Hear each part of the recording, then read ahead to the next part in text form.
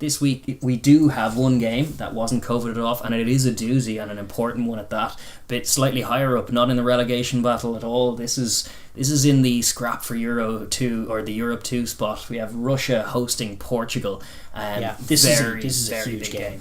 It's taking place in the Nizhny Novgorod Stadium, which is important because it's about 26 degrees and sunny over there right now. It is scorching summer in Russia.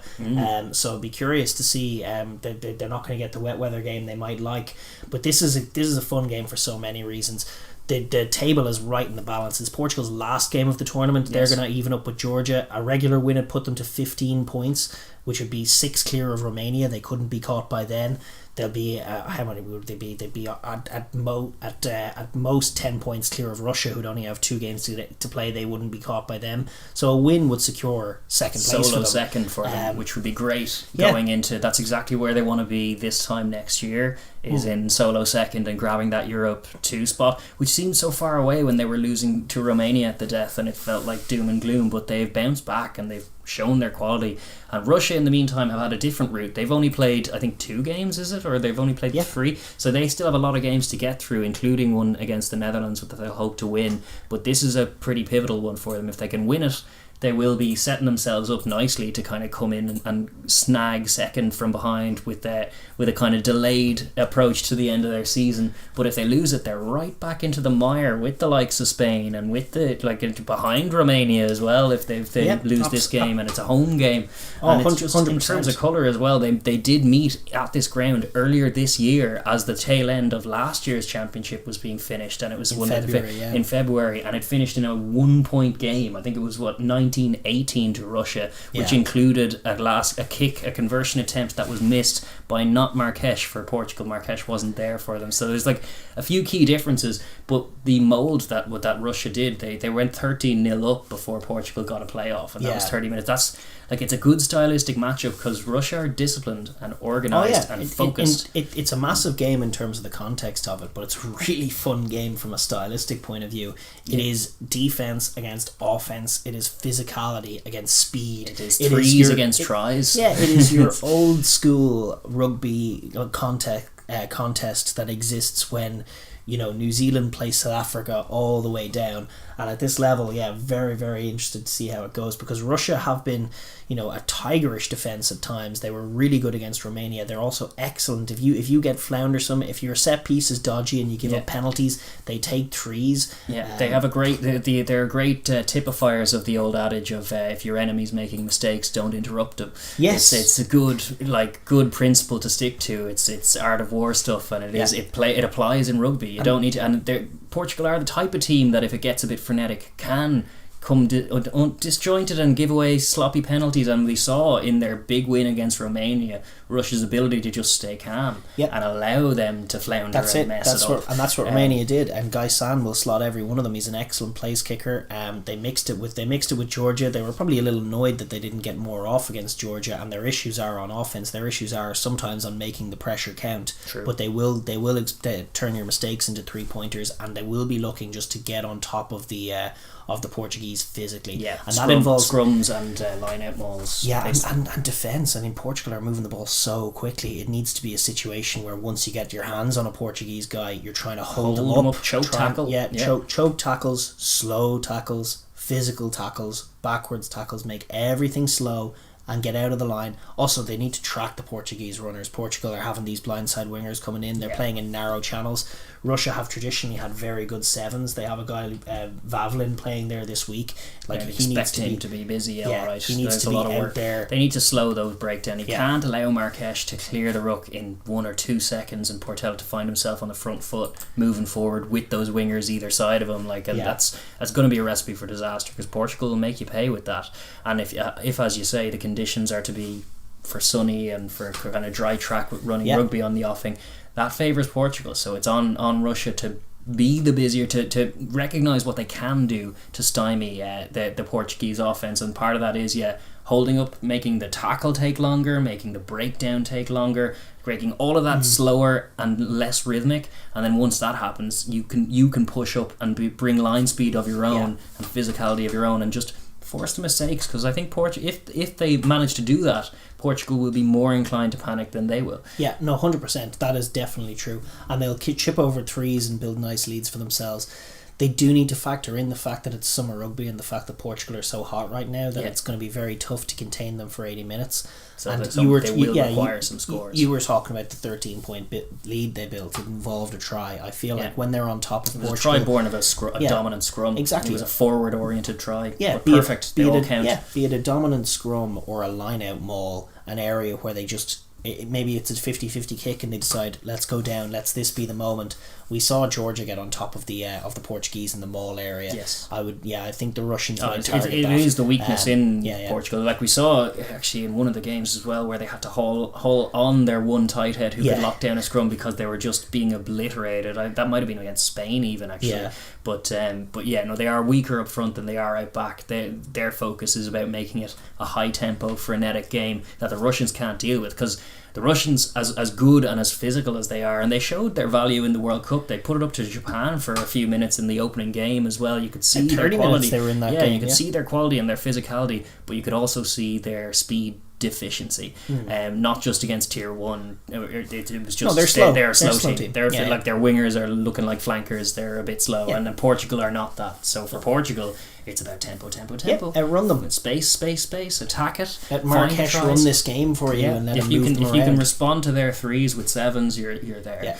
Well, to be honest, if you can clear the ruck, you're there. Yeah, if you can clear the ruck, like if you can just stop the Russians getting their hands on the ball and manage to generate quick ball after a carry, which involves, like I think we talked about this a little bit with the Wallabies in France, it involves all kinds of technique from the ball carrier, not flying down to the feet of a Russian, but just doing that little bit of technical movement of your body to get the ball placed behind you. Give Marquette, have a support player there to hit the ruck. Give Marrakesh as clean ball as possible, and then they'll find seams. And once they find seams, the offloading game, the support running game, it's fantastic. In broken field, the Russians won't compete with them. They'll find tries, and that's it. Just about creating those broken field scenarios. Indeed, be that from the kicking game, which is formidable. Like Portela has a decent boot, but Marrakesh is a very educated boot from a Portuguese point of view. In terms of getting involved in the kicking duel, I think Portugal shouldn't shy away from it, but they should be always looking to snap transition into attacking rugby when it's and on. Catch them. Catch them. If Russia want to play kick tennis, it's fine. Kick tennis. Portugal try. Yeah, and that's where they can be difference makers. I mean, the Russians, they'll score, but they'll score slow and they'll score deliberate. Portugal might be able to score quick and catch them if they can get 14 to Russia's 6. That's the picture. It's really pretty much them. Game over from there. Because if Portugal are to start fast and take a lead, it'll be very tough, very very tough for Russia to come back into that one. If Russia can get on top of them physically, shock them a bit with their physicality, get the crowd raucous if there's going to be a crowd, just get all the little things going their way.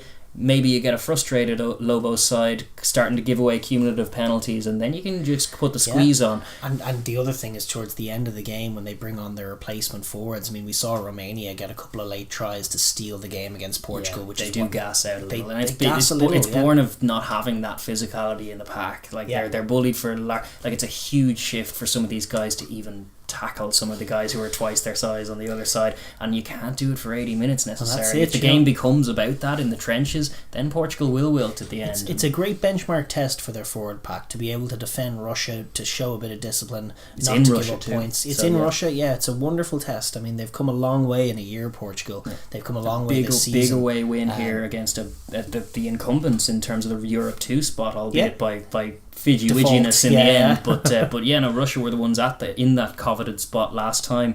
It's away from home. It's a big test, but a chance for, as you say, with a win, they secure solo second this year, and they put themselves in great shape going into next year to try and fight for I believe it. I think they're an excellent team. I think they're moving the ball well. I was very encouraged. I know the Netherlands are the Netherlands, but I was very encouraged by the showing. I was encouraged by the 80-minute nature of it, the hunger to score points, the fact that there wasn't a moment's disjointedness despite the long off period. Yes. So coming into this game, there's no reason why they shouldn't be confident of getting on top of the Russians, but I do think it might take them a while. I think it'll be a great test of their mental fortitude and character, and it'll be an example of whether or not they are ready to make that step up. I think if they lose this game, it might be an indication that it's come too soon for them, this kind of game, and maybe next year they could pip and come back. But if they do win, it'll be a true sign that they're there, because I do believe that the Russians will deliver a physical performance, and I think they're waiting in the tall grass for Portugal to muscle them and steal the ball and get the win here this way. So it's a fascinating battle, and I fancy Portugal just because they're more clinical to come away with more points at the end of it, but I wouldn't be certain of that. No, I wouldn't be surprised if the Russians rock up and are very effective and very controlled and disciplined.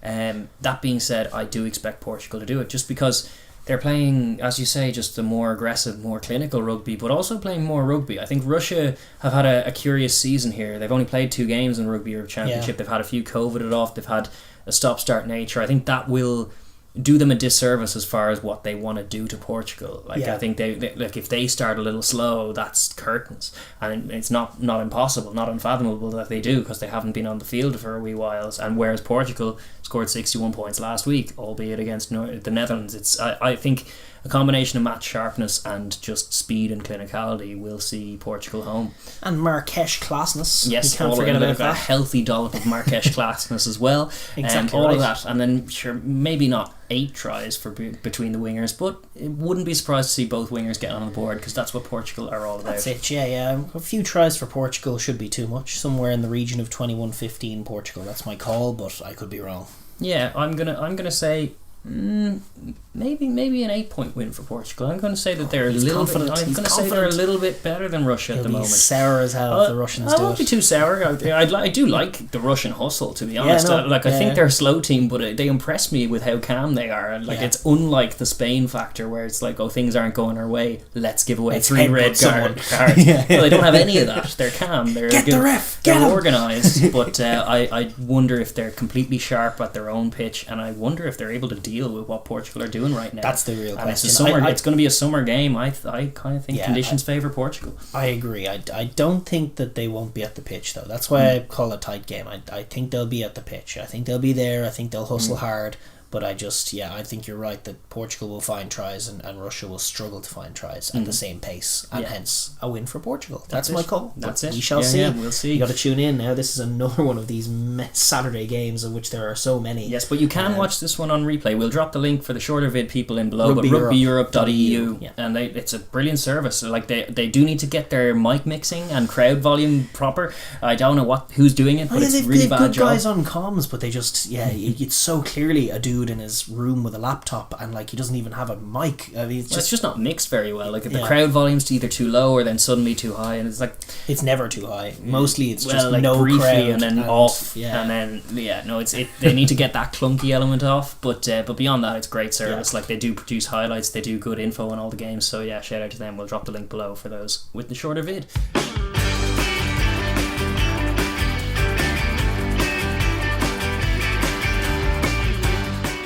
Thank you for watching the Overlap Rugby podcast. If you enjoyed that video, please be sure to like and share with your friends. And if you'd like to hear more of what we have to say, please be sure to subscribe and click that bell so you get notified when we upload our videos. And please join the comment section as well. We like to get a fun conversation going here.